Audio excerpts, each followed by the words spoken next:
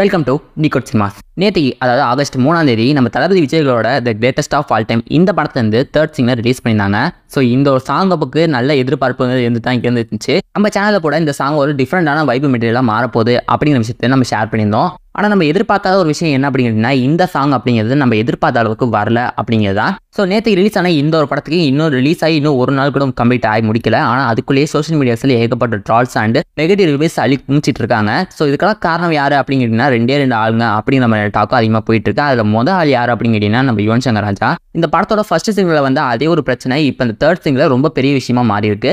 முன்னாடி ரிலீஸ் ஆன first single, second single and third single இந்த 3 சாங்கில் ஓரளவுக்கு நல்ல ஆடியன்ஸ் பற்றியில் கேட்டவனே நல்லா இருக்குப்பா அப்படின்னு சொன்ன ஒரு பாடல் அப்படின்னு கேட்டிங்கன்னா செகண்ட் சிங்கிள் தான். அதாவது சின்ன சின்ன கண்கள் இந்த ஒரு சாங் மட்டும்தான் அதிகமான நெகட்டிவ் ரிவ்யூஸ் இல்லாமல் இருந்த ஒரு சாங்காக அமைஞ்சிருந்துச்சு. இதுவே ஃபர்ஸ்ட் சிங்கிள் அப்போ எடுத்துக்கிட்டிங்கன்னா ஏகப்பட்ட நெகட்டிவ் ரிவ்யூஸ் அந்த ஒரு சாங்க்கு அப்படிங்கிறது இருந்துச்சு. நம்ம தளபதி விஜயோட ஃபேன்ஸ் சைட்லேருந்து சரி, நம்ம யுவன் சங்கர் ராஜா ஃபேன்ஸ் சைட்லேருந்து சரி, இந்த சாங் அந்த அளவுக்கு சாட்டிஸ்ஃபைடாக இல்லை அப்படிங்கிற மாதிரி டாக் இருந்துச்சு. இப்போ தேர்ட் சிங்கிள் ரிலீஸ் ஆயிருக்கு. ஸோ இது நல்ல எதிர்பார்ப்போட ரிலீஸ் ஆன ஒரு சாங் தான். கிட்டத்தட்ட அரபிக் இந்த ஒரு சாங்க்கு டஃப் கொடுத்து இந்த சாங் வரும் அப்படின்னு பார்த்தா இந்த சாங் வந்திருக்கதே ஏன்டா வந்துச்சு, ஏன்டா இந்த மாதிரி சாங்லாம் கொடுக்குறீங்க அப்படிங்கிற மாதிரி டாக் தான் நம்ம எல்லாருக்குமே வந்துகிட்டு இருக்கு.